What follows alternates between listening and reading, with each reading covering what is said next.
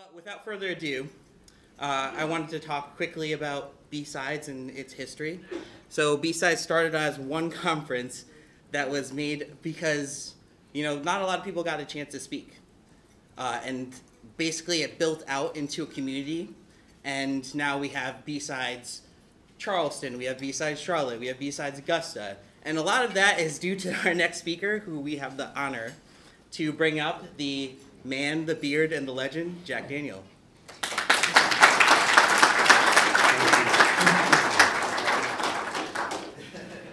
So, thanks. Yeah, let's do this presentation thing. Let's skip this part of it.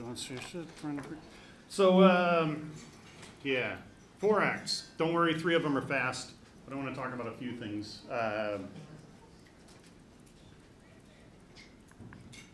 But first, it's early, so let me mess with your head a little bit.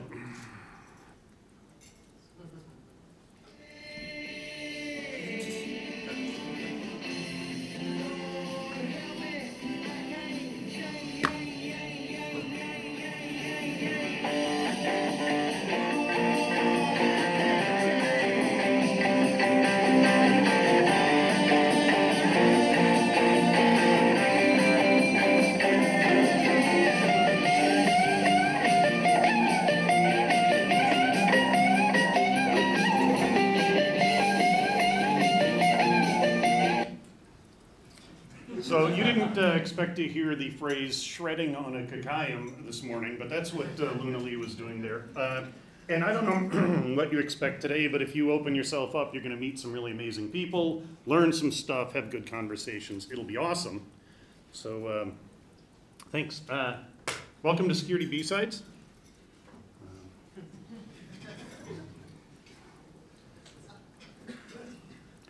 But as TJ mentioned, you're not just here, but BSides is a global community, and you're part of this.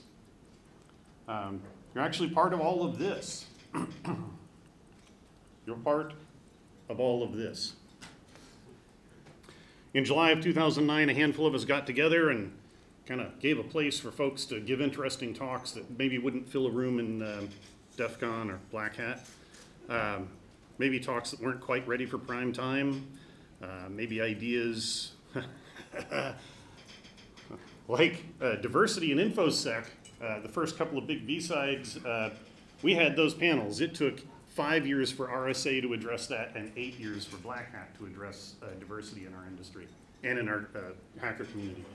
But we're part of this. There are 4 Security B-Sides events today. Delaware, Boise, Lisbon was yesterday, here, and I'm blanking on one. One more. There have been 373 Security B-Sides events since we started in July of 2009. 116 cities in 33 countries around the world.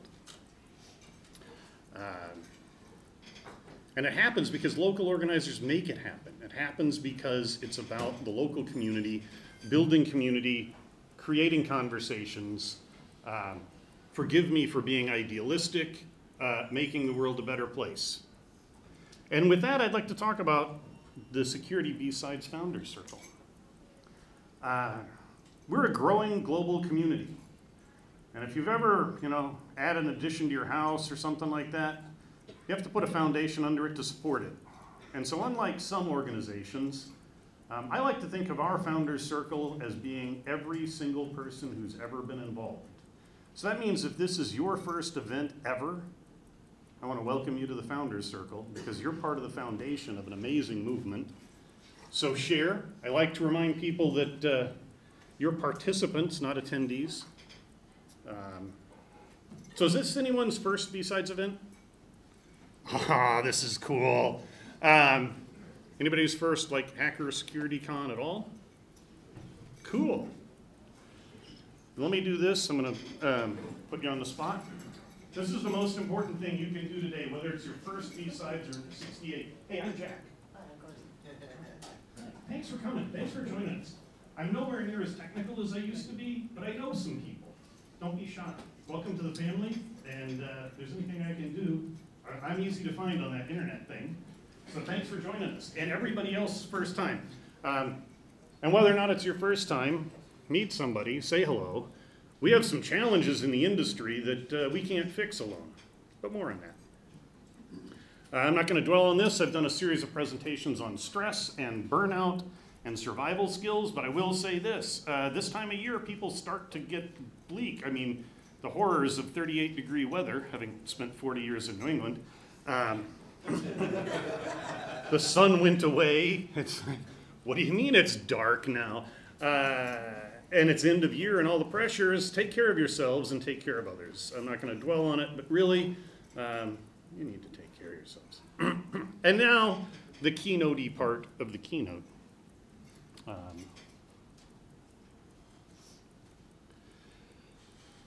So I've been doing this for a while, but not as long as most people think, because I'm old and you make assumptions about me. And you're right about the old part, but you know. But together we have a lot, and that's a recurring theme. There are two topics and a highly complex timeline we're going to work through here, discussing the past, present, and future of InfoSec. And the timeline can be a little overwhelming, but you know, stick with me, and hopefully it'll make sense by the time we get to the end. Here we go.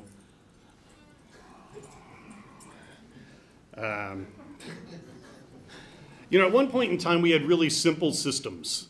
Single user, single process. We could secure them. We didn't. They were horribly insecure. But if you wanted to know who was using the computer, you looked at the console. And then as it advanced, if you wanted to know who was using the computer, you pulled a wire and chased it to the end, and whoever was at the other end was who was using it. And then we started actually making progress. I mean, this is even before my time.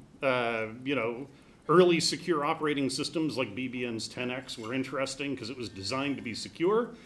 If you're really into the history of it, it's kind of funny to see the dumb basic security mistakes they made with it. But then things started getting more complex. Multi-user, multi-process.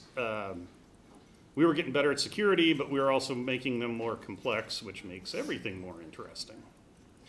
I have a reputation for being pretty cynical, and it's well-deserved.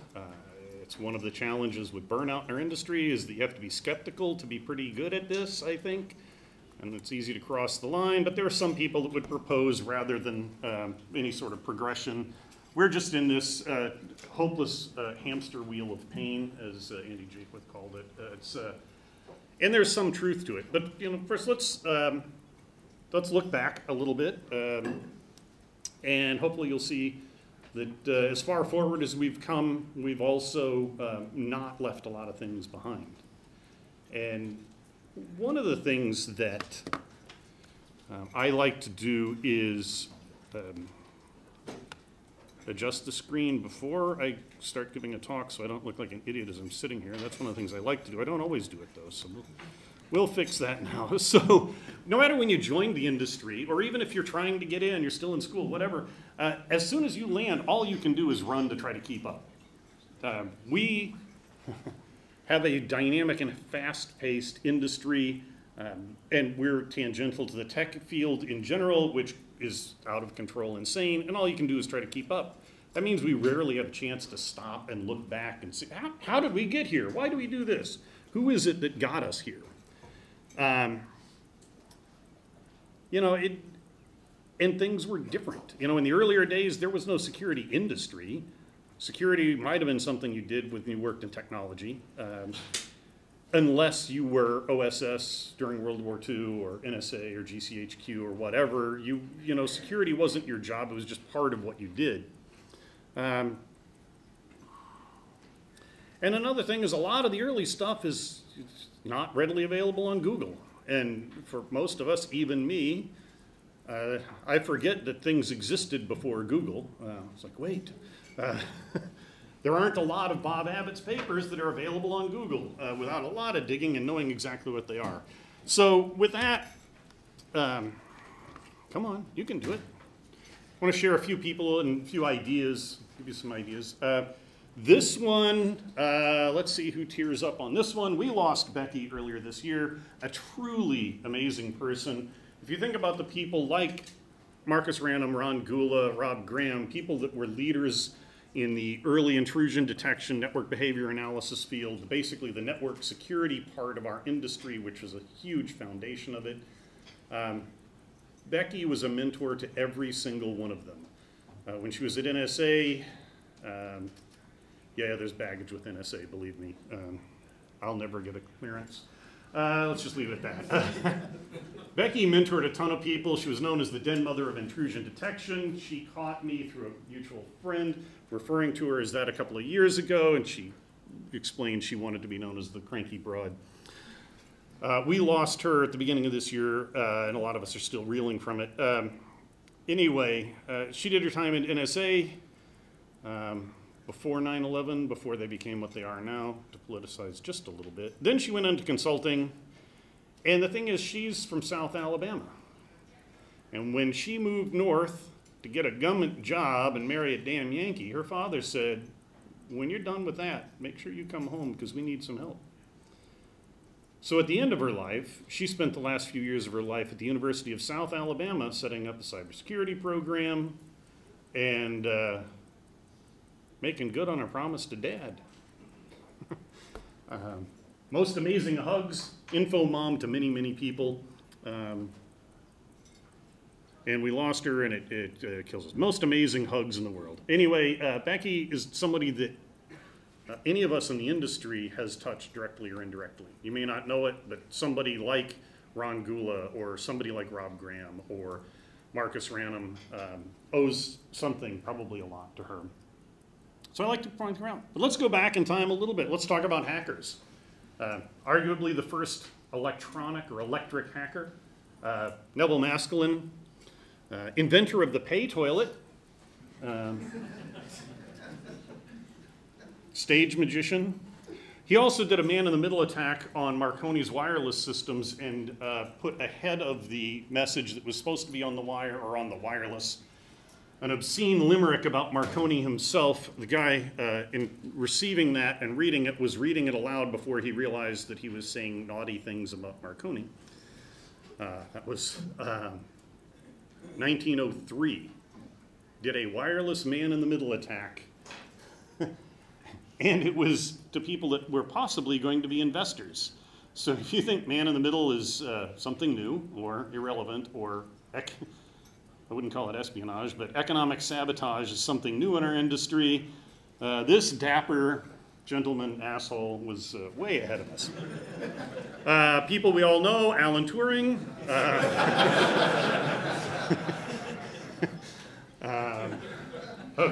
Okay, Alan Turing. Look, everybody, I assume most of you know, invented the computer. Well, sort of, but maybe Ada Lovelace sort of had the ideas, but somebody that most people don't know is Doc Keane. He was an engineer. The ideas that Turing had weren't something you could actually build. It took an engineer to take the ideas from this mad genius and turn them into something that somebody could assemble. And then he supervised it. And you know what it took? It took people who knew how to solder and screw things together without cross-threading them to actually build it. And that's a really important thing to remember, is that when you're in the trenches, you're part of making stuff happen. You may not always understand why. You're burning your fingers trying to solder some giant thing that he's calling a computer, computational, I don't know. We're just trying to break codes to defeat the Germans. But when it works right, we change the world, wherever we are in that stack. And don't forget the engineers and things. Yeah, so he oversaw the Bomba. Called Doc because he carried, leather, basically doctor's satchel with all of his tools and stuff. But then, these are some folks that are often overlooked. This dude, Henrique Zekowski, the reason they needed to build the Bomba to break the Enigma codes was because years before, this mathematician came up with these sheets which helped them on paper crack earlier versions of the Enigma codes. The Poles beat the Germans at math. They didn't hold the advantage for long, unfortunately, but he worked with Jerzy Rzycki and Marian Rijou. This dude, this trio of mathematicians and cryptologists had, probably forestalled invasion and other things because of doing them. They get overshadowed by Turing, maybe appropriately, but their stories should be heard too. If we come forward from ancient history, but somebody that was around for part of that, the computer will touch men everywhere and in every way, almost on a minute-to-minute basis. Every man will communicate through a computer, whatever he does. It will change and reshape his life, modify his career, and force him to accept a life of continuous change. There are people in our world today that don't think we're at that point yet. There are people that don't believe that when they use a landline, they're using a computer. But I assume most of you would think this is a fair statement, this assessment of the impact of computers on our lives. I don't know how many other people would have said it in 1966. Willis Ware was an amazing guy. He also understood the privacy implications of that, and he's why we had the first government privacy stuff. Good old Jerry Ford, after pardoning Nixon, gave us the first Privacy Act in 1974. Oh, the good old days when the government cared about our privacy. But anyway, Willis Ware is somebody that, again, unless you're an old goat or have done some research, you probably don't know about. And that's unfortunate because this dude was brilliant. He was at RAND for 40 years, 52 to 92. Started his career doing electronic identify friend or foe, automatic identification of aircraft during World War II. Took that through decades. Couple of things that he's most notable for, the document called the Ware Report, which pretty much defined government and military security and technology for many years. We'll dig into it in a bit. It's an amazing report, and it's remarkably prescient, and we'll dig in a little bit here. Computer, the sexy title of Computer Controls for Computers, or Security Controls for Computers.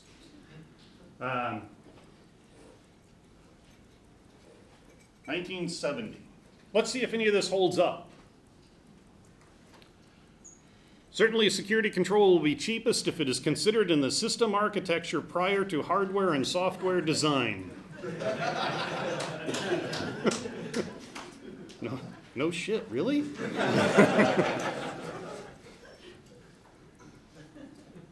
User convenience is an important aspect of achieving security control because it determines whether or not users tend to find ways to get around, ignore, or subvert controls. Huh. Well, thankfully we've got that solved. Here is a horribly dated, useless little drawing that is sketched up in that document, which was drafted in 67 and final edition was 71. And take a look at this and kind of laugh at how dated it is, and then change 2 or 3 words and maybe a graphic or 2, and realize that I can do an introductory security course with this image right here. Change a few words, and we could just put the internet there where it says communication lines, and we can put your iPad or whatever there instead of that terminal. But this is it. This is our world today. Few things have changed, but that's it. The Ware Report actually reads, it's not terrible. Some of it's dated. It's worth a read sometime. But yeah, there are people who've been doing this. I do need to stop and say something. I want to make it clear. Defining problems is, generally speaking, way easier than fixing them. So don't get too bummed about how long we've known these problems. But if you can't figure out what the root problem is, then you're probably just going to put Band-Aids on it and you'll spend your entire career putting patches on a shitty OS instead of actually making real progress. Not to editorialize about the state of computers, but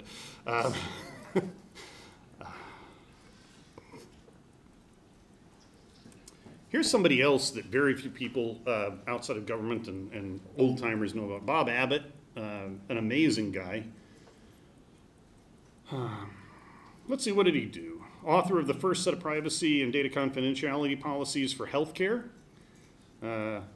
He wrote the first multi-user multitasking OS for Cray-class supercomputers that went into 24/7 operation. Led a project that produced the first physiological monitoring system for open heart surgery recovery patients. He's arguably the first information security professional. When he left the government, he became a consultant and did security consulting in the early 70s, before that was a thing. Sneakers, movie Sneakers. The team that you saw there was based on Bob Abbott's original Red Team at NSA. Every member of that cast that was on that team had personality traits from people that Bob brought in and taught. Closing scene when we finally find Darth Vader, when James Earl Jones appears, his name in the show is Bernard Abbott, a nod to Bob Abbott, who was critical in that movie. Very cool dude. And then there was this, research into secure operating systems. This is a little bit more dated and a little more tedious to read, but if you're really into this stuff, there's some interesting things here. But there are a few parts of this report, again from long ago, 71 to 76, that are telling too, that I think are interesting. I mentioned BBN 10X when I was talking about it earlier. It was a secure operating system, and boy, they made some dumb mistakes. But anyway, let's see if there's anything useful that we got out of this in the early 70s. This document will be especially useful if it reduces the current tendency for the same security flaw to reappear repeatedly in different systems. Sorry, Bob. You tried. You told us, man. So there were 7 key flaws that they identified. Again, easier to identify than to fix, but if we don't identify them, we're not going to get a root cause for it. So incomplete parameter validation. Maybe it gets better. Inconsistent. Oops. Come on, it's got to get better. Oh, he warned us about race conditions, time to check out, time to use. I wish we could get down to worrying about this. The first 3 have kind of beat us up. Not this one. Thankfully, we have solved authenticate. No. We put prohibitions and limits in that don't actually stick. And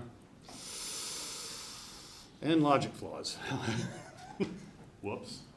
Okay, so after making fun of that, I will point out that we have largely moved those out of the operating system and firmly deposited them into the application layer where they're actually more dangerous. But that's all right. It's progress. It's progress of a sort. Jim Anderson, I like to talk about because of a quote from Spaff from when he lost him. His contributions involved both abstract and practical, generally credited with inventing and explaining the reference monitor idea, audit trail-based intrusion detection. Using audit trails to do IDS before network IDS was a thing. He was a contributor to the Ware Report. There was the Anderson Report to the Air Force, which defined military cybersecurity, forgive me, computer security. I work for a vendor. I have to say cyber a lot. I feel dirty. Orange Book, and a bunch of the Rainbow Series stuff. But this is what I love about SPAF, and it's worth mentioning. SPAF has become a good friend over the years, and one of the things I really hate is that I often refer to his obituaries and tributes to people that we've lost, but he's good. But this is worth a read. Anderson had broad interests, deep concerns, great insight, and a rare willingness to operate out of the spotlight, says the idiot in the Hawaiian shirt and top hat. His sense of humor and patience with those earnestly seeking knowledge were greatly admired, as were his candid responses to the clueless and self-important, eschewed public recognition, preferring that his work speak for itself. Let me roll back there.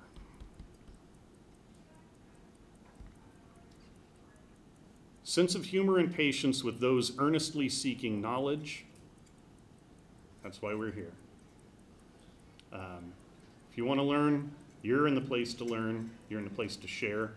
Even if you've learned something you think everybody else knows, you bring a unique perspective to it. You just discovered Nmap can be useful for diagnosing your mail server. You probably came at it from a different path than thousands of other people who've discovered that before. Share it with somebody who doesn't know it. And I want to leave you with two, actually. There's a certification called Certified Ethical Hacker. Some folks make fun of it. Other people use it as a tool, as a stepping stone. I have a real problem with the term ethical hacker because it implies that hacking needs the title ethical in front of it. But if we want to talk about ethical hackers, this dude was a punch card systems expert in things you would probably call pre-computers, computational devices. The French used them for the census.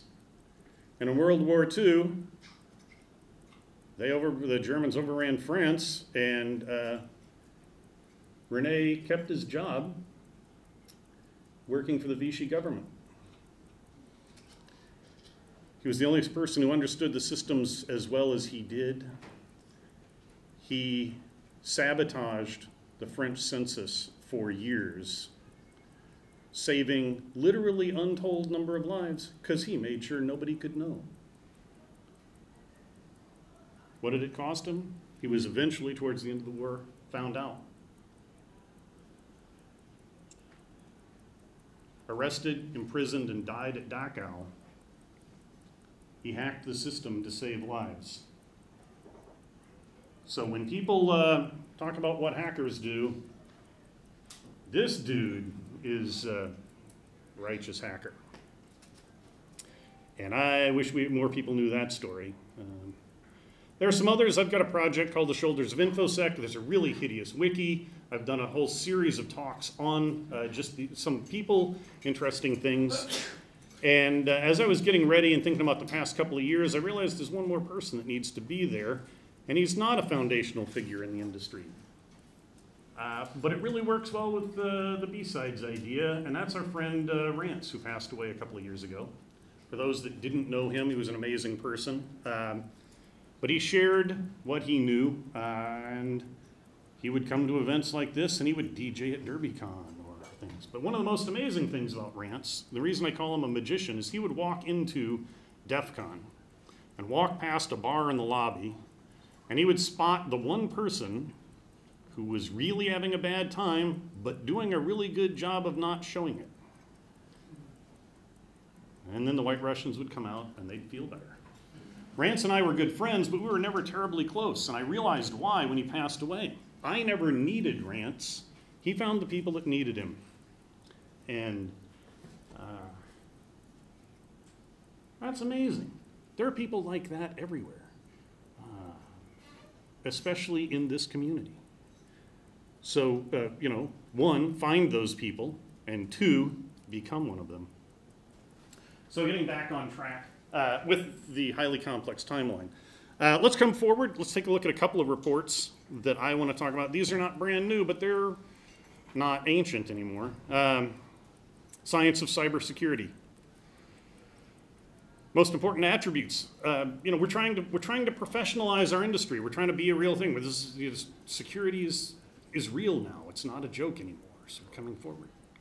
Most important thing that we can do, most important attributes would be the construction of a common language and basic concepts in which the security community can develop a shared understanding.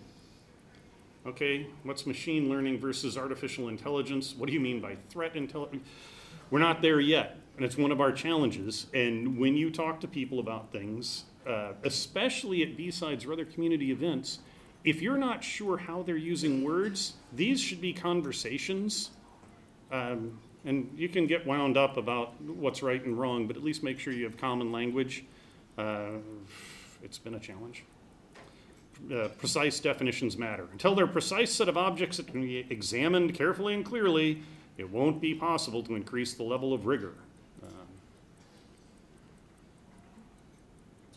Here's one that drives me nuts, because this is, those of us who are or have been practitioners live this. Deep understanding. So this tends to be the academic versus practical, but it's sometimes government versus academic or whatever. We spend our lives applying patches and doing bandages. I'm not saying take your firewall away, but wouldn't it be awesome if things were secure enough that nobody needed to do egress or ingress filtering? Because that really could. So we apply bandages, we build complex bandages. Meanwhile, people think about deep thoughts, and the two never get reconciled. I won't say never, but we have a real challenge of, if you try to solve the underlying problems, that doesn't get this month's patches installed. On the other hand, if we don't work on underlying problems, we're just going to be putting patches on forever. I used to know a lot about securing NT4. How much value is that today? Well, a couple of environments is actually really important still, unfortunately. But I'm sorry if you work there, but I used to be in the Boston area, and about 3 years ago, I went back to a meeting where I had talked about this when VMware just started becoming a really big thing in the NT days. I said to the group, this is really cool, watch, this is how I virtualize NT4, this is how I virtualize this thing, and there we go, and so now I'm not trapped on the old hardware, and everybody's like, this is cool, and I said, the problem is this means NT4 will never die, and they all laughed at me, so a couple of years I went back to the same group, and I said, you remember when I said that? And like 3 people were still in there, like, yeah, like, who's running NT4? And one guy's head literally hit the desk in front of him hard enough to hear. I'm like, told you so. But anyway, for most people, my knowledge of NT4 isn't useful. I had to have it at the time. I'm not trying to be depressing about this, but what I'm trying to say is that we need to do a better job of crossing the line with the deep thinkers so that we don't keep staying on this thing. One of the interesting things that often comes up, and this documents well, is guidance from other sciences. And one that I love is when people talk about learning from immunology in computer security.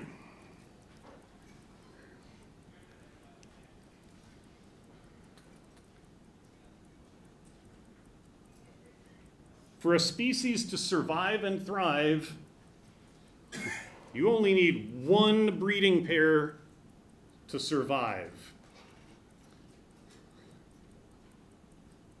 Your company survives, all the rest of us go out of business when the internet collapses. Is that an acceptable outcome for us? No. Okay, maybe we shouldn't directly apply these without thinking about what we're saying.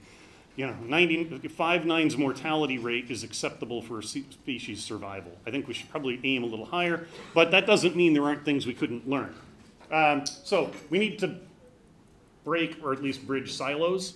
One of the things that some of you I'm sure have discovered is we often talk about there's education and there's military and there's government and then there's the industry and then there's us in vendor land, the horrible people that we are. And then if you haven't been in there or dealt with them, you don't realize that saying government and military, don't put those two together, that's very different. Saying intelligence community, if you don't separate civilian versus military intelligence, that's weird, but then there's the stratification we all fight on a daily basis where you're trying to get somebody's attention above or below you. We just need to get by there. We need better language. The last two are things people have talked about for years, and we finally have the power to do it. Computers now have enough power to let us do some amazing things. Of course, we write software like Slack, which takes more power to run than... So anyway, let's move forward. People and machines. Here's an interesting thought. People were cheap. Computers were rare and expensive.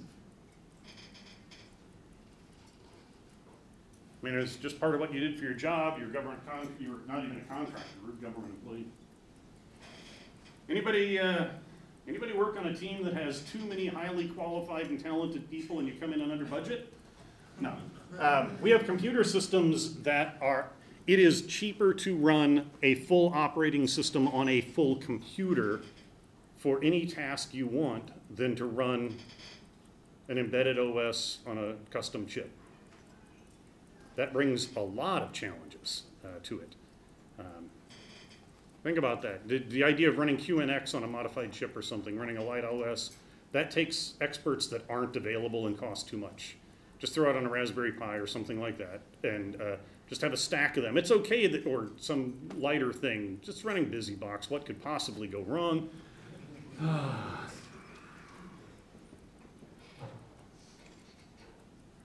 gonna wrap this up. In the middle, we had consumerization and commoditization of hardware and software, and then we added global interconnectivity, and we're screwed. At one point in time, you could explain everything that happened on a computer. It used to be like a computer science thing that at some point an instructor would say, hey, what's happening on your computer in this period of time? Can you do that with your video card right now? Yeah. The early days, it was all about crypto and confidentiality. And now we have to pay real attention to integrity. Even if you're not running, centrifuges at Natanz, the integrity of your data is challenging. When we encrypt things and store them in cloud, if we don't have integrity, it's all gone, because once bits move around, we're hosed.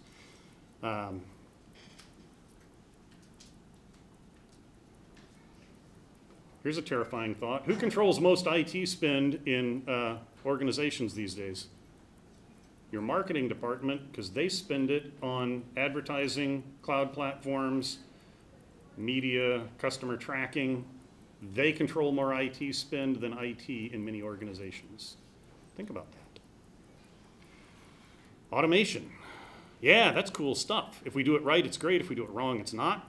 So what about the future? Douglas Adams. We lost him too soon. I really didn't foresee the internet, but then neither did the computer industry. Not that that tells us very much. Of course, the computer industry didn't even foresee that the century was going to end.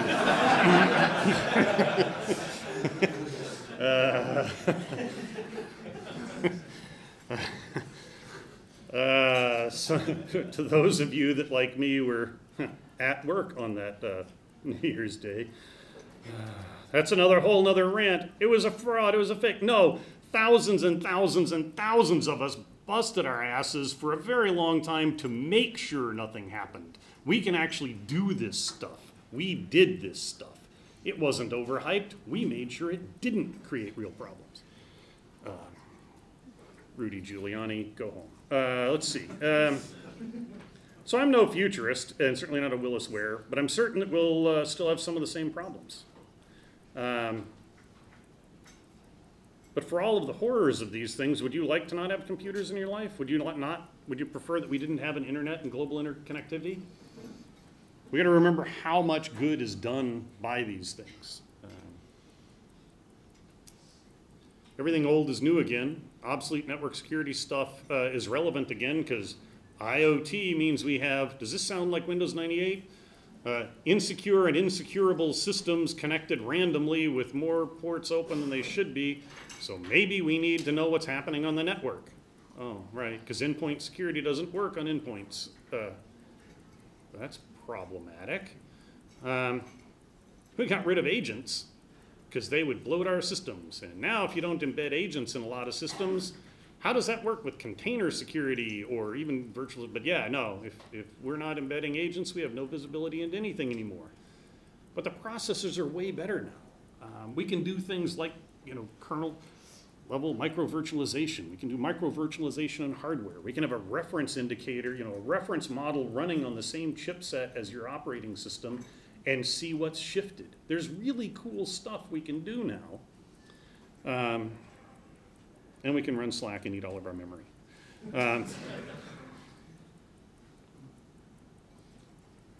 And this is where you expect me to predict amazing things, and I'm not going to. Here's the future.